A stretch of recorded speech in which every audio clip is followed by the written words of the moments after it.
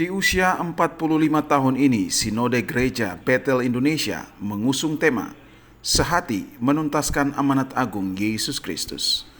Tema ini mengisyaratkan kesehatian dan kebersamaan melaksanakan amanat agung Yesus Kristus di tengah dunia. Amanat agung Yesus Kristus sangat membutuhkan kesehatian dan kebersamaan semua orang dalam implementasinya.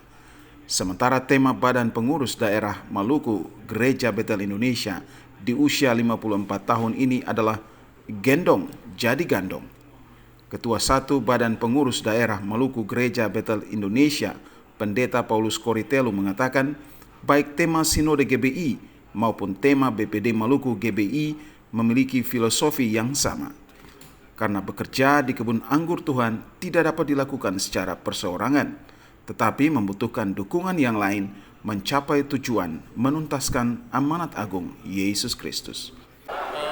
Sesungguhnya filosofi dari tema Gendong Jadi Gandong itu tidak jauh berbeda dengan tema kita Sinode GBI, yaitu sehati menuntaskan amanat agung Tuhan Yesus Kristus.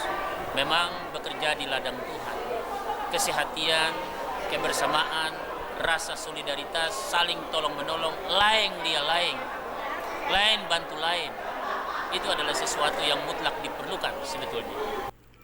Kendati HUT GBI jatuh pada tanggal 6 Oktober, namun pelaksanaan pengucapan syukurnya baru dilaksanakan Senin pekan ini. Hal ini dilakukan lantaran seluruh GBI lokal sementara melaksanakan perjamuan kudus di 6 Oktober. Pendeta Hendra Johnston dalam refleksi firman-Nya mengatakan, Gendong Jadi Gandong bukan slogan semata, tetapi harus dapat diresapi seluruh warga GBI. Gendong Jadi Gandong mengajak seluruh jemaat untuk tidak saling kuku, tetapi harus saling keku dalam mencapai tujuan.